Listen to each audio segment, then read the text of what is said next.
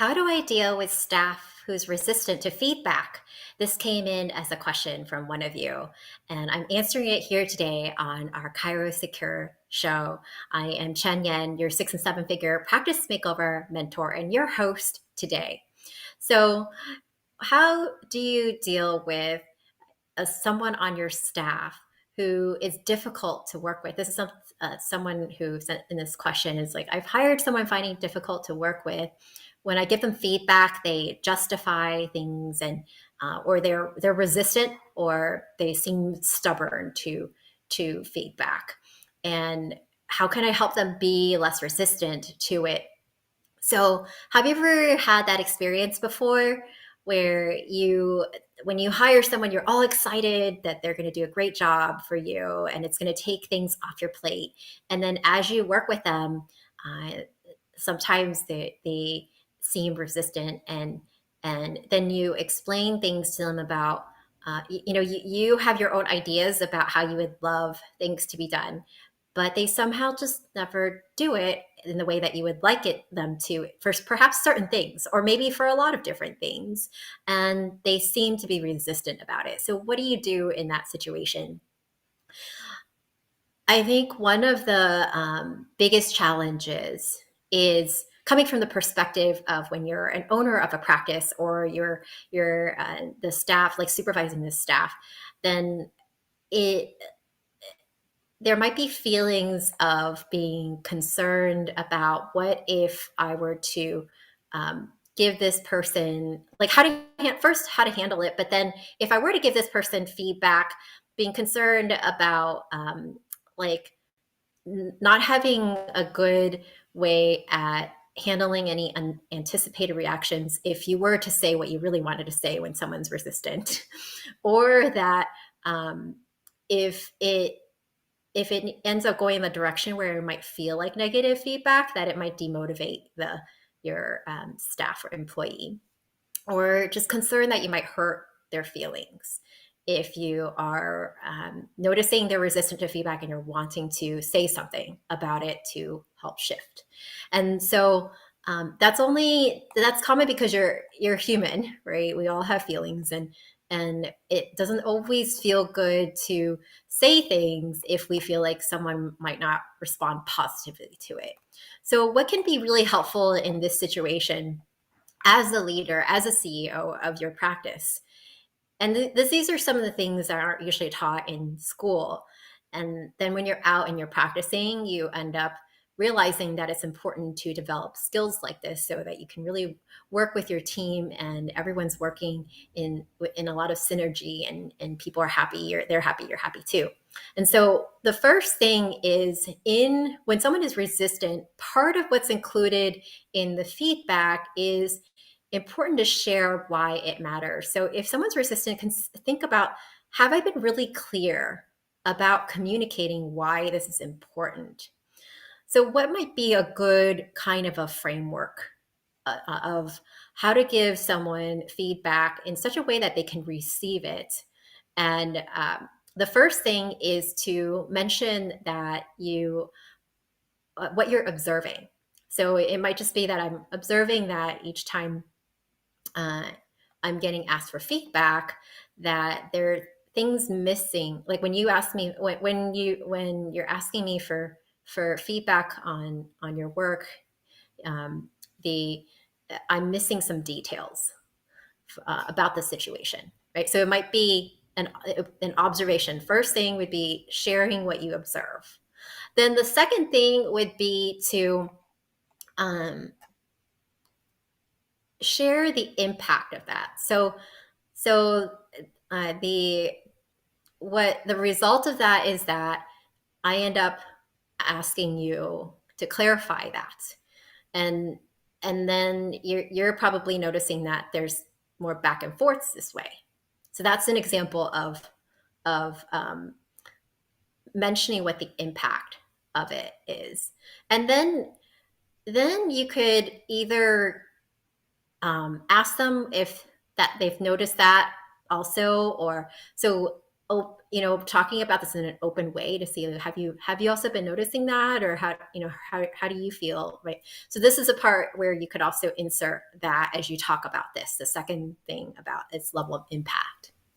Then the third thing is to bring up a suggestion. So, but there are two paths. You could either bring up a suggestion, or you could ask them, which is even better. Ask them how do they feel could be a way to like, what would be a good solution to this. So ask them, what would be a good solution to this, so that dot dot dot dot dot, so that, and then that's where you could bring up the desired outcome, right? So for this example, you could say, so that it saves both of us time, and it's also less back and forth for both of us, which will be really nice to have, you having your feedback quicker, and then it'll saves both of us time. So notice that in that, with the solution, it can either be you asking the person on your team to come up with the idea, or you can make a recommendation. 9 times out of 10, it's always best to ask your team for what they think, because then what you're doing is you're inviting them to be a part of the conversation, and they're probably going to have good ideas, especially if you hired a good person. And then they start to also think more on their own. And then with you being able to add in your suggestions after that, instead of you just letting them know every time how you would like it handled and why. So when you do that, then you're going to be more likely to have people on your team start to think for themselves more and understand the why of, because one of the hardest things about being a business owner is have you ever felt this way before, where you feel like you wish your team would just read your brain? And sometimes you get frustrated too. It's like, why aren't they doing this? Because it's so obvious to me that it needs to be done this way. How many of you have ever felt that before? And so part of the issue is they may not really understand what's behind what you're thinking, and why you would like them to handle it in a certain way. And that's all part of, many times, the brand experience. Most people, when they think about brand, when I say the word brand, branding, they just think colors, right? Or graphics and logos. But branding is really more of the whole experience, and how you would like your patients or clients, or potential patients or clients, to feel, how your presence, your clinic comes across to someone, and what's your differentiating factor, all that, right? But all those kinds of things make up aspects of your brand. And so part of the issue, especially if you have people who are not necessarily doing things in the way that you would like it to be handled, is that they may not really understand that aspect of your brand. And then so then what they do isn't matching up to your expectations. So the more you could train them about this, the more they can think for themselves about it, and then you offer up your suggestion, the more likely they will start to get it more, and also become less resistant to feedback. So, after they share their thoughts, then you could add your 2 cents in about what you would love to see. So it becomes a discussion of together of a solution, and rather than just your own suggestion. But sometimes as a business owner, you might wish to take a different direction for whatever reason. And then in that case, then make sure you acknowledge them for their ideas as well. And then reflect on it, and then let them know about your decision with it, and why you've made that decision as well. So, and I think the other thing about resistant to feedback is, if you're noticing staff is resistant to feedback, is also seeing whether, ask yourself how the business has been showing up. Like, how's the culture of the business been?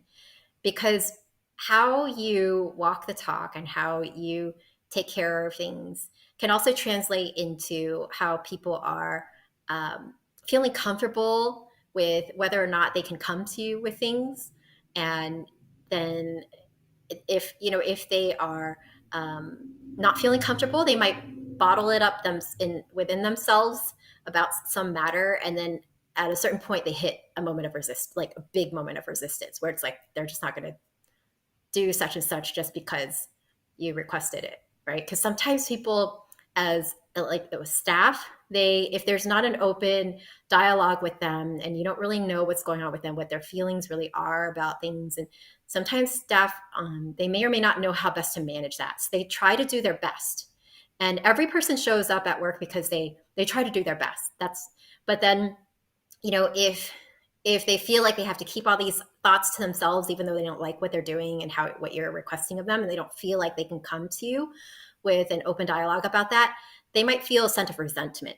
And up to a certain point in time, they get so resentful to the point where any feedback you give or anything you request of them, it's almost like they're like, I'm not going to do it that way, or whatever, like in their own way of rebelling to the situation. How many of you have ever experienced working with someone like this in your lifetime? I know I have, right? In different settings before. I used to work for other people as well. So so in any case, so look at how you've set up things culturally, or just how are people your staff understanding how comfortable they can be with coming to you, and where they can share things even if you might not agree with it. That like you welcome those things. Like you would rather they tell you what they really think instead of bottling it up to themselves, keeping it to themselves, and then one day kind of like building up that resentment, or even like rebelling in a way, right?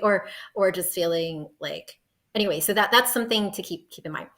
The another thing that you could consider. So the first thing that we talked about today when dealing with staff that's resistant feedback is to have a way of communicating with them in such a way that the feedback comes across in a way that you feel good about it, and then they also feel heard and are part of the conversation. And the second thing is then looking at your culture within the practice. What kind of culture have you created? What kind of culture would you like it to be instead, so that you could really bring the essence of that into your practice, and to the culture that you would like it to be, so that people feel comfortable with sharing their opinions honestly. And then the third thing is to consider when there's staff that's resistant to feedback, is that maybe it's a wrong seat on the bus.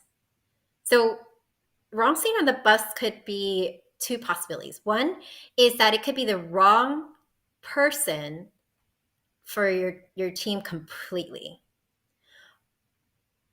because it's just not a cultural philosophical fit, or maybe some other reason, right? You just can't see them in any of the roles in your business, or maybe just, even though they're great, but they just don't fit any kind of role that you have a need for right now. Or wrong seat on the bus could also mean that you this person's outstanding, and you feel like, oh, I would love to keep this person around because they're really outstanding aspects of this person, but this role that they're in is really not the right fit for them. So if there is a role in your business that this person can help with, then perfect. And if not, this is one of the hardest things, I feel like, anyway. Also, maybe you've noticed that too. For myself, it's been the hardest thing to let someone go when I really like them, and when I see a lot of great talents, but because of the need we have on our team, they're not fitting in that.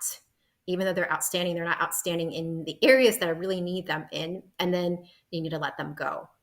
It's one of the hardest things I feel as someone who's a business owner, to then let go of someone like that, because especially when you like them, right? How many of you have experienced that before? It's like, oh, I really like this person. It's really hard to say, I think it's good to go different directions, right? So then, but when is the right time to let go of someone? When is the right time to fire someone or let go of someone? The first time you had the thought, many times, is that thought is the right time. But most of us aren't bold enough to do that in the first thought. So definitely the second time you have the thought, it's often the right time to fire. Unless you think back to the moments when you've had that thought and then you actually kept someone and it was amazing.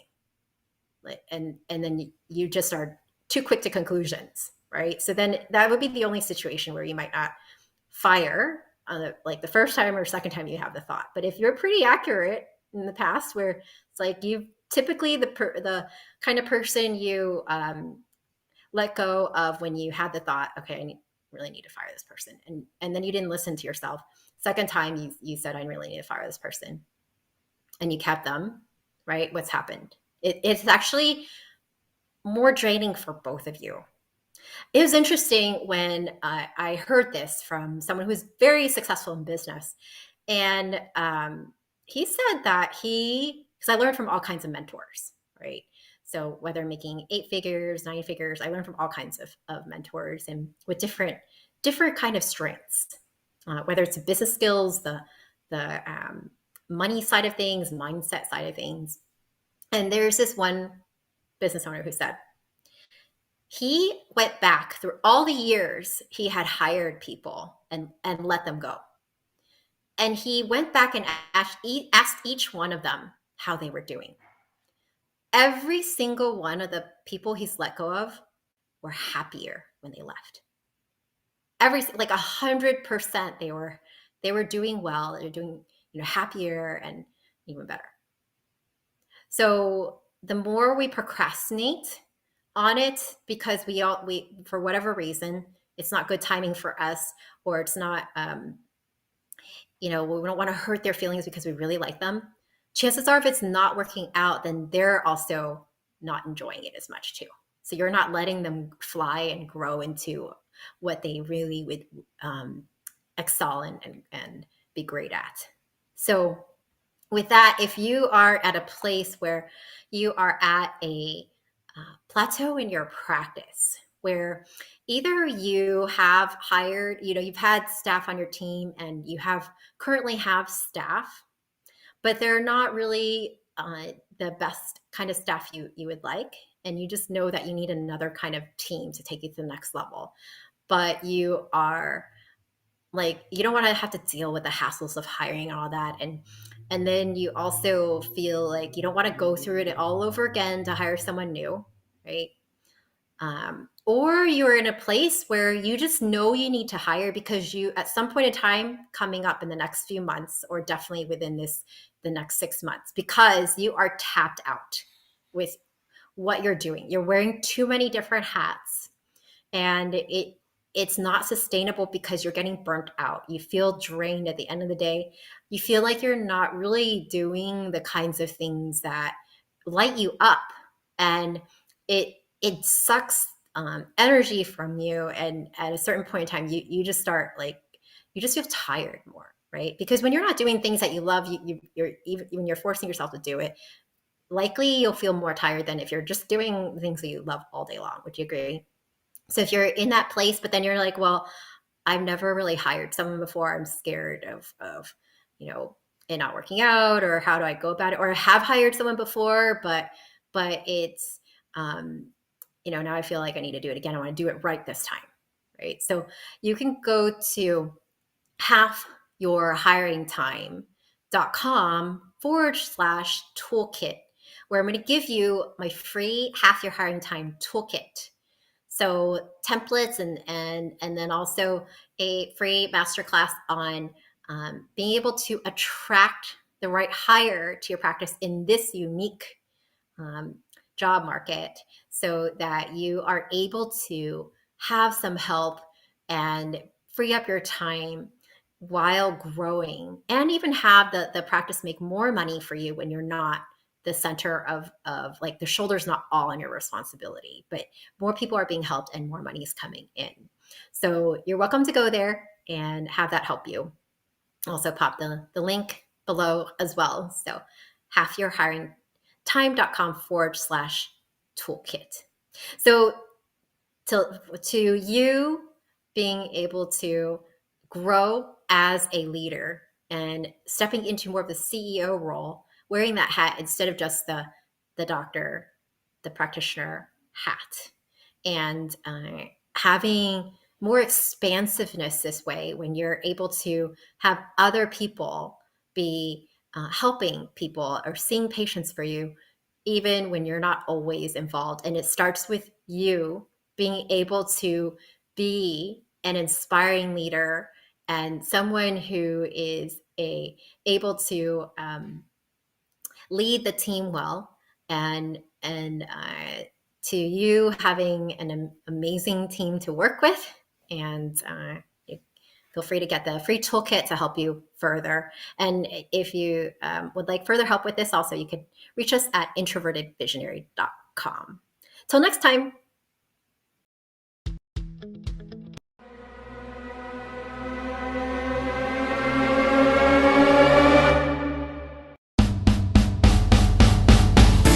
Join us each week as we bring you the best in business growth, practice management, social media marketing, networking, leadership, and lots more. If it's about women in practice and business, you'll hear it here.